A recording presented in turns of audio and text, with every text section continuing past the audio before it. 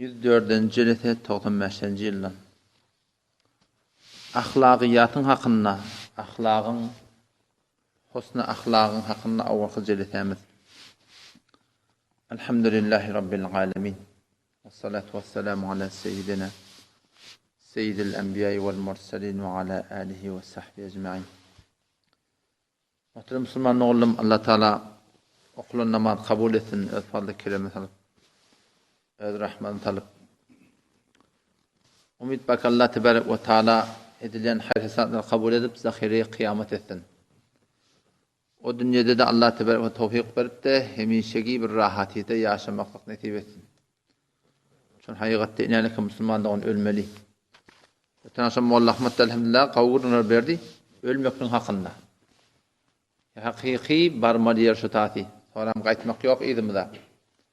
Otam Allah Tebarek ve Teala şu dünyayı bize amanet edip veripdir. Canında amanet, malında amanet, denan oğlun şonda amanet.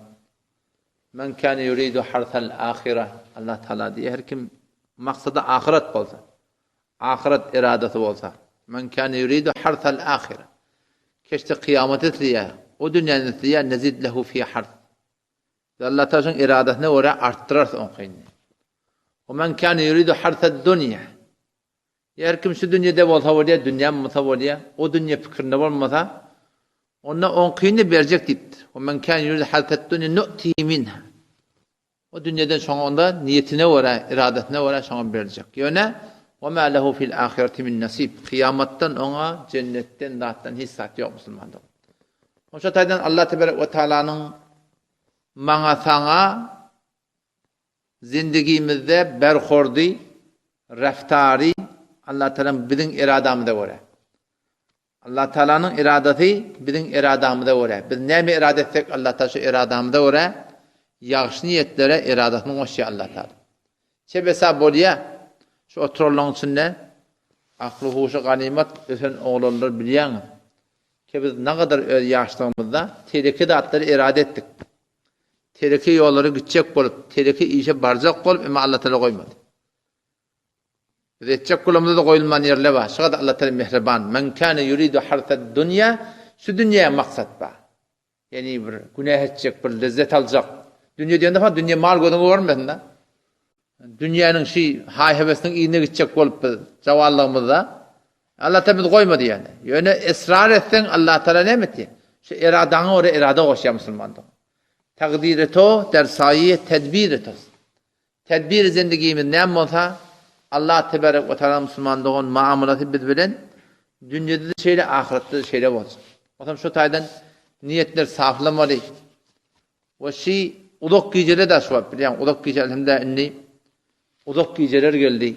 Hadisin mefhumunda Müslümanın oruğu diyer. Oruğu orlayar tamam mı? O hem bir nev'an al. Müslüman adamı ki Allah'tan razı etmek maksadı var. Şu giyeceğin uzaklığı oruq şey. Orada şu adını gün yaşıtır. Dağıt yansa ne kadar tağat var. O zaman şu arada giyeceğin bir vaktinde turup teheccüd namaz var.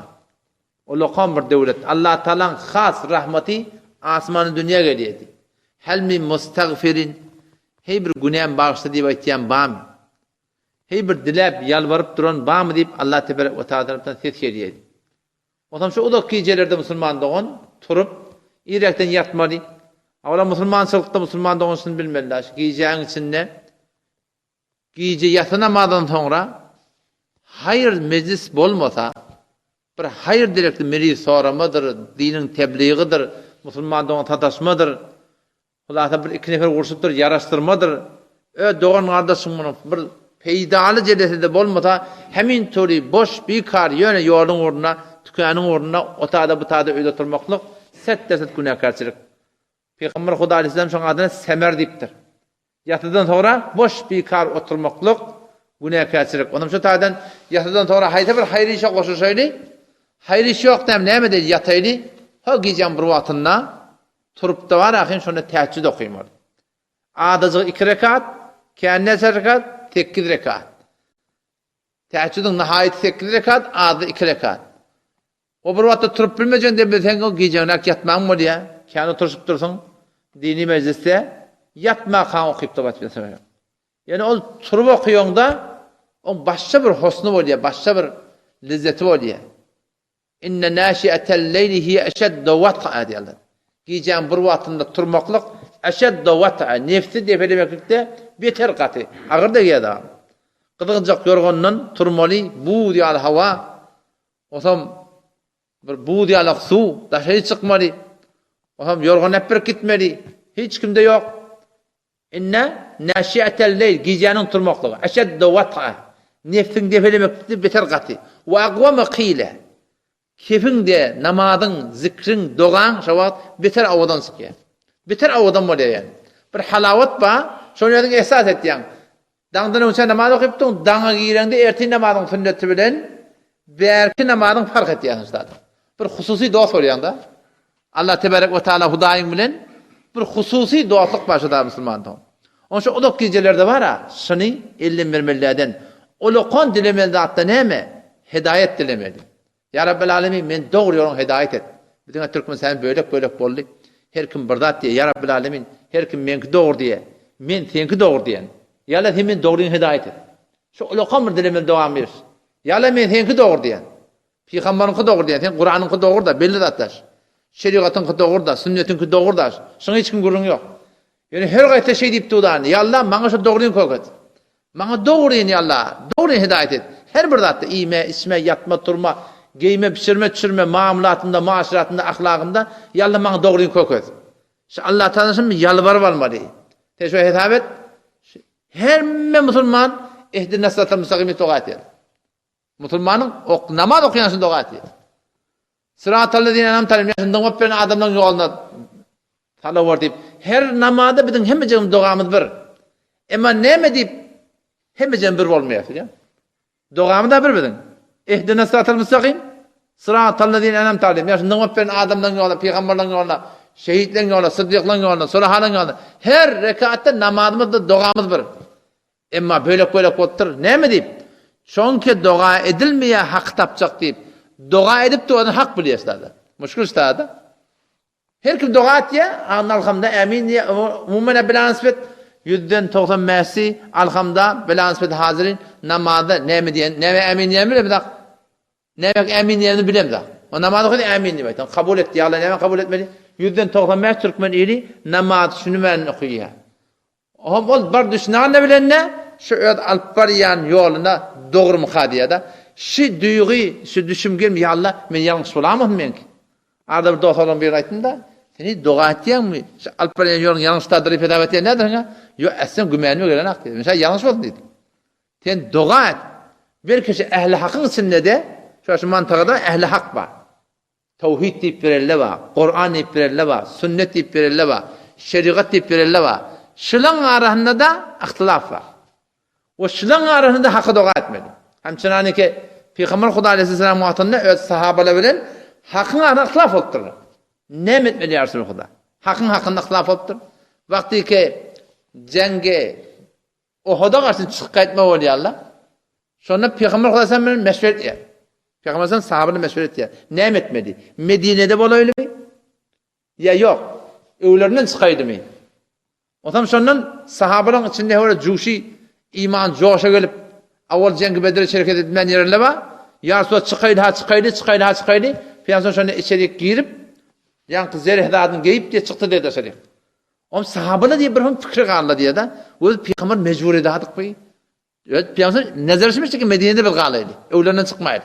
Ola anırdan 3000 nefer olarak geliyorlar.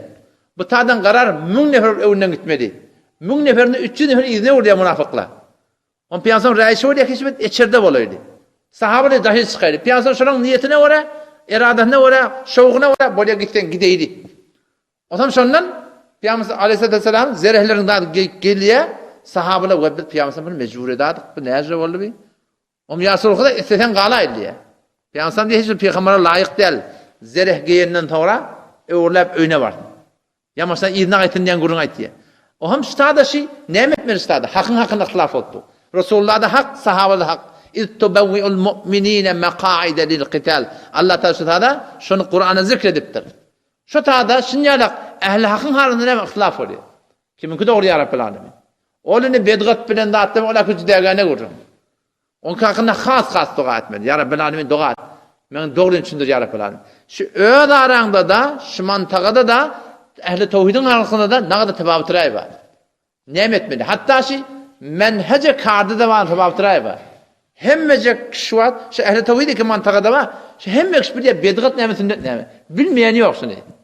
Şu vakkadan okuyup gelenler, Düyubendin ulemalarının yanında okuyup gelenler, Belusistan'ın yanında okuyup gelenler, Khurasan'da okuyup gelenler, Pakistan'da okuyup gelenler, şun hemmeti bir mektebin adamlarısı. Hanefi mezhep, Düyubendi diyorlar. Düyubend başka mezhepte. Yani Hanefi mezhebe kaim olan şuna ma'ruf olupdur da.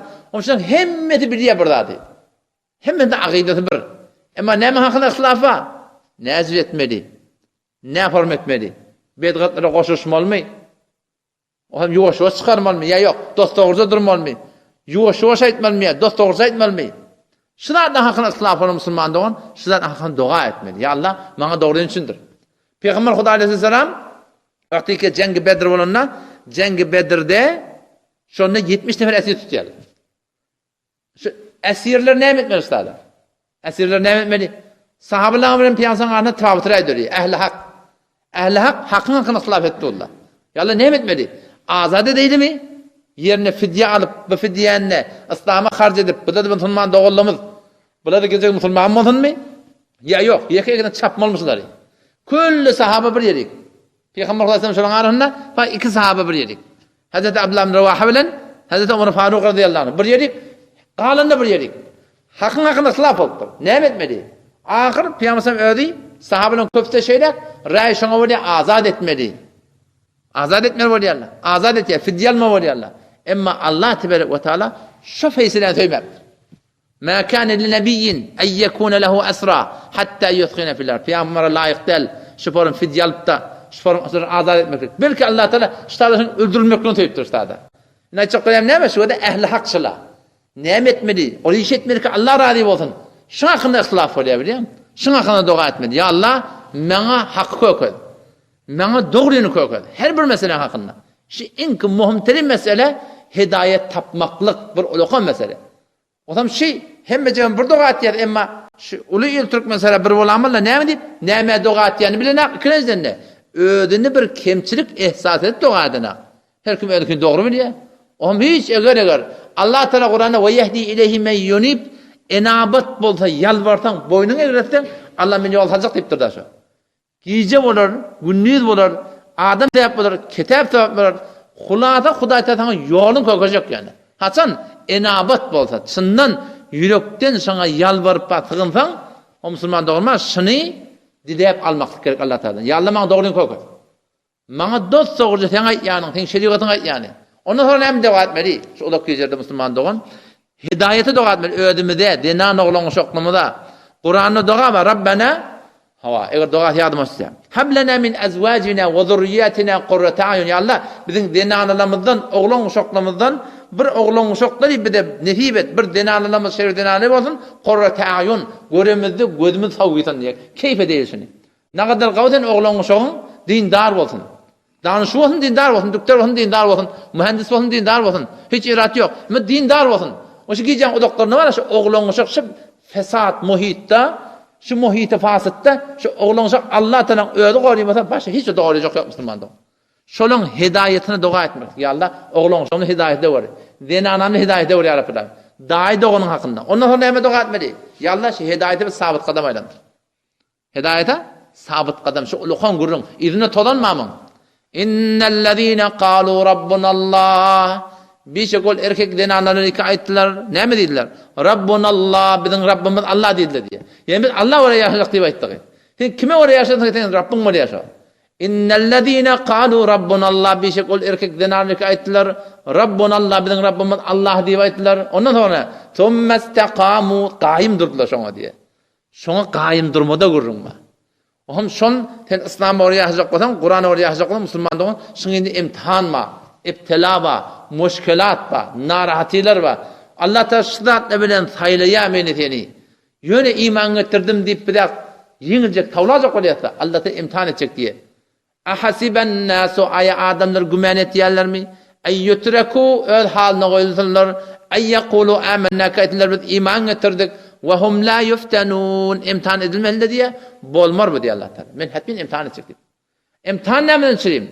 Şun iddia et yerleken Allah'ını men gavurayan, Resulullah'ın gavurayan, kıyamet mek maksadım. İddia et yerle var da. Şu iddianı inne amel bilen sabit etmeli. Muşkilatla bilen sabit etmeli. Narhatiyle bilen sabit etmeli. Şu hesap et 4 tane nefer başlardan namzet ettir. Ölmeli itmeli almalık dolu da anne. Muhabbetleri var birbirine. Ne bilen sabit oluyor şu? Muhabbeti sabit etmeli Allah. Kep bilen sabit etmeli, amel bilen sabit etmeli. O şuna yetmeklikte kıyınçılıkları çekmeli. Taki sabit bolsun şu. Şey değil mi? Şu sabit etmeli. Allah tebarek ve teala Müslümandan imtihan edecek deyiptir. Onun şu imtihan set derset ba. Set derset ba evde. Narahatiyle bilen, perişaniyle bilen. Kâvata darın dilen haliyalı günahın şundan anla. Kâvata giymişlik bir yerle. Hemmeti. Ve belevnâhum bil hasanati ve seyyat. Hem kavlukla bilen, hem kıyınçılıkla bilen Allah tebarek imtihan edecek Müslümandan. Kep kurumlar olacak. O zaman şuna atla bilen biz saylanacak. O zaman şu tayda ne etmeli? Rabbimiz Allah deyişimiz yani tummestakamu şuna gayim durmalı. Şuna gayim durmalı. Hıyal edin biz ahum Allah otursa da ahuna ahum da cennetin iyi oldu tabi. Tamam oldu. Oğlan şu da ahum oldu. Oğlan şu ahumla. Hele ne? Bu da ahunun hele tamam oldu. Şüphur bir tefekkür var. Ulukon tehdit Kur'an'ına ahum Allah var. Ulukon bir tehdidin miydi? Bel'en benne ba'uran da aslanı var. Mustajabet dava alim şu, ahun şu, Mevlevi şu, şeyh şu, ne medaktan adaka, alim şu. Vetlu aleyhim nebe'ellezî âteynahu âyâtina allada. Nişaniyle verdik de ona diye. Bir de ne emrediklerini bildi, aslında makbullerini de bildi. Fenseleha minha, şu makbuliyetten çıkıptır, şu yoldan çıkıptır. Fe'etba'hu şeytan, fekâne minel gâvin. Biz ahun molada ulukon tehdit şu. Kesin o da mustajabet dava mıstık. Dua edene kavul oluyormuştuk diye. Ama sonra navuz bile imanı kesiptir. Hemmeceğimiz şeyde hayal. Hemmeceğimiz de öyle imtihanat ba, muşkilat ba, naratidir ba. Gelecekte ne olacak öyle de. İtneten yakrahuma ibn Adem. Peygamber'in ikrat ba diye. Adamların olsun yokşur ya diye. Bir ne mi? Bir diye kılletul mal. Garip olmaklıq. Malın az olmaklığın adamlardan olup kıyın oraya, narahap oraya. Min ilan ayağım daran diden ken malım yok deyip diye. Ve killetul mal aqallul hesap. Malın az olsa hesap kitabın eti kıyametin yengin oluyor. Adamlardan olsun kıyın oluyor. O bir neme? Vel maut. Ölümde adamlardan olup kıyın oluyor. Şu ölmeklik kıyın oluyor. Vel mautu hayrun minel fitne diye. Ölmeklik ağzıma açtan hav diye. Şun evde enerji müşkilat gelecek. Sette gelecek. Şunda yüze aklı çıkacak mı dedi. Şunda ne yaparım bolacak mı dedi. Şunda duracak mı dedi. Sahabanı görüyor da. Sahabanı görüyor. Başta tabi ile görüyor. Sen peygamber gördün mü hava? İki bilen gördün mü hava? Vah biz gören muhaklaşanı. Biz girişimde alardık. Şu form ayaklarını yere bastırmardık. Yine burada ederdik. O narahat oldu. Sen Allah Teala takdirini yazmadık daha değil. Ne seni o hatiyan diye. Sen ne biliyorsun ne nimetçin diye. Biz gördük şu meydanı diye. Şu kadar kıyınçılıkta ne kadar adamlar böyle peygamber gördüler. Gelip yanına oturdular ama döndürüp cehenneme aklandı. Sen ne biliyorsun şu tada nimetçin diye. Sen Huda Teala mukadder etmez adını. Sen ne hava hatiyan diye Müslümandan. O zaman şu tada inşallah var akım. Uzak geceler inşallah teheccüde ağranmereydi. Dua edelim inşallah. Öz hakkımızda, oğlunuzun hakkında, dünya hakkında, ahiretin hakkında, hidayetin hakkında, o hidayete sabit durmak hakkında. Eğer biz hidayette bolsak bana, şunun bereketini hem dünya hem ahiretin inşallah abat bulur. Etcek, yaxşı işlemin hakkında, inan Kur'an'ı öğrenecek bolsan, inan halal haramda öğrenecek bolsan, biliyor musun? Haydi bir iş edecek bolsan, dua etmeli. O camiada fesatken, günahlarken, ya Allah şu etcekken işten var da, heva eden şu etcekken işten dua etmeli. Ya Allah ben koruya oruyordum. Hifazet ediyor ya Rabbel Alemin'im. Etcek işlem hakkında dua etmeli. Etcekken işlem hakkında ne öyle? İnşallah dua etmeli. Allah temizden tevfik versin. Vesselamu aleyküm ve rahmetullahi ve berekatuhu.